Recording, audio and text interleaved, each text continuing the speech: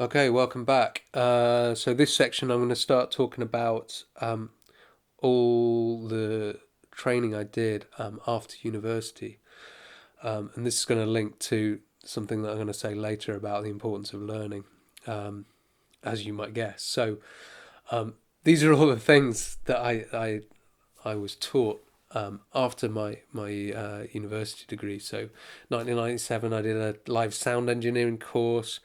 I then went and trained in music technology, Community Music London, so learning Cubase, learning all about MIDI and mixing, and that was when Cubase VST just came in. That was like our final session that just launched. That was all new and exciting. So 1998 and 2000, I went out to the Gambia and learned West African drumming, and also about making drums as well and maintaining them. Um, 1999 started doing samba drumming and Manchester School of Samba, London School of Samba, going up and doing some huge performances in Manchester with like 600 musicians and then dancers and all sorts of stuff. So yeah, in 1999 2000, I moved down to London for a little bit. And I did the spontaneous music course. So this is connected to a lot of the stuff that Johnny and Will do in post. Actually, comes out of this course in a book called Search and Reflect. So this was like our kind of bible for this course. Loads of amazing techniques developed by the drummer and trumpeter, I believe, John Stevens, again in Community Music London, where I'd learned music technology. 2000, we were kind of mentored back up in Stoke by a guy called Bennett Hogg, who was involved out in Bosnia, who's one of the leaders of the project out there. In the 2000s, I did training with Sound It Out. I did lots and lots of training with Sound It Out. They were a big community music organisation based in Birmingham. I also thought I better learn how to sing, so I did some vocal training with Sally Rivers, who's worked with the Rolling Stones and loads of X Factor people and things like that, and is based in Stoke-on-Trent. Also kind of topped up West African drumming stuff with Jaman Silla, who was actually owned the compound in the Gambia where we stayed, but based in Birmingham. But it's his family that we stayed with out there. Then 2008, once I had basically I'd had an interview for a lecturing job and didn't get it, and they said the reason you didn't get it is because you didn't do this course. So I did that course, and then to kind of further seal the deal, I thought I better start getting some qualifications. I'll talk about this in a minute, but my only qualification, despite all this, official kind of music qualification, was a grade 2 piano and a pass, not even a merit, a pass in grade 2 piano. So 2009, I was like, okay, I'm working towards being a lecturer. I really should get a master's degree now. So Keele University, just up the road, I went there for my MRes. Also, self-taught loads of stuff just to be able to kind of do stuff, really. So in terms of software, I had some training on Cubase on an Atari, but I learned then Cubase VST and then Nuendo.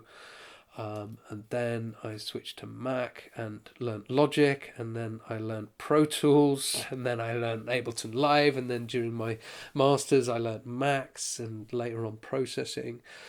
Also Fruity Loops, kind of forgot to mention that. That's or write that there, but I did learn that too.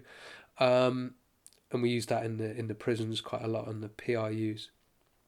I learned how to build instruments. There's an amazing book by a guy called Bart Hopkin that I've told some of you about. Teaches all about kind of physics of instruments and how to build basic instruments. Songwriting, composition. I'm self-taught with that, so kind of was always learning more about that. I did something called the Artist's Way. I know this is suggested to you on this course, and we have it in the library. I thoroughly recommend that. I did that religiously for quite a long time, and that was transformative. Sound design, I learned about that. through doing it on the job and also teaching it at university, and also music production. Just through doing my own projects, and again working in music technology, just picking up loads of stuff about that. So, and this was stuff that I never encountered before, sort of before 1998. So in terms of the roles I've done, I've been a company director, a community musician. I've been a performer, in all sorts of different acts. I've been a guitar teacher, an instrument builder. I've been a composer, and like doing commissions for funded projects or residencies in schools. I've been an event producer where I've kind of run around making sure that people are about to go on stage at the right time.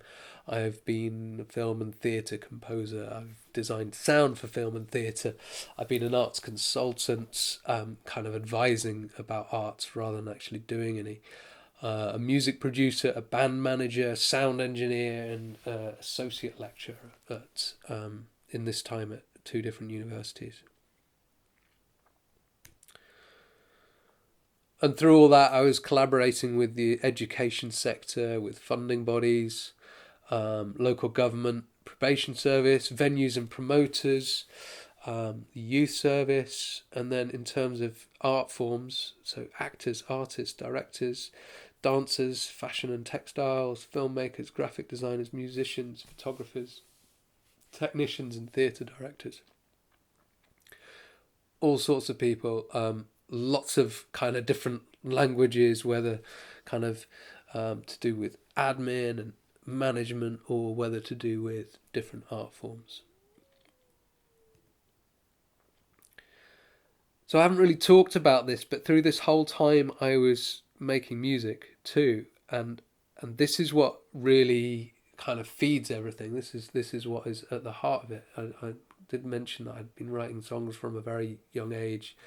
So I started, I guess I started around about 11. I got my first keyboard and then started playing guitar about 13.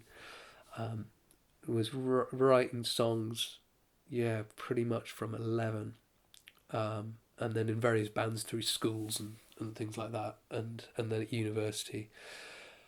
And this is really the kind of what feeds everything. It's like it's where I get creativity gets its first kind of workout, and it kind of inspires everything really. So I did a cassette release called Ridiculous Thing that was done with a combination of a 4-track and basic music software in 1999. I might have it somewhere, I'm not sure. I've still got a lot of stuff in storage since moving from Stoke. 2003 I did an album called Here You Are with my band at the time called Revolution.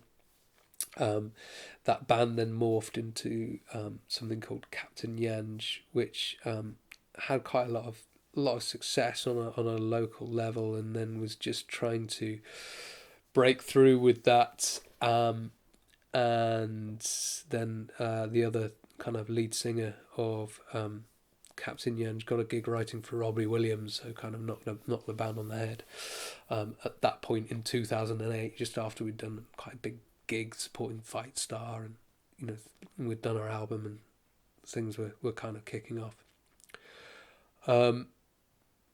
And then, so after that, I did a solo record. I've got quite a few songs that didn't really fit with the Captain Yanj thing, which was kind of very heavy rock style. It's kind of, somebody described it as if Tom York and Matt Bellamy and Biffy Clyro got together, maybe with some influences by like Tool and Incubus and things like that. So quite heavy, but quite well defined. That was Captain Yanj. So the previous project, Revolution, that was kind of much more softer, had kind of acoustic stuff in it, some electronics, and I wanted to go more explore some of the electronic side anyway, and I had kind of quite a lot of ideas, and So yeah, I did a solo project under the name National Trevor, which I still work with today, and that was called Baby I'm Your Boy. So that was 2011. And then there's loads of other things that kind of fell in between. So there was just loads of other stuff as well. So like this is track listing and kind of notes and some photographs for a kind of project of all the little bits, just trying to pull all together all the little bits that I've done. So loads and loads of music, kind of while building that career, and that music was all sort of like the career, very very diverse as well. So I think we'll have a pause there and go to the next video where we're going to talk about basically what I've learned from all of this.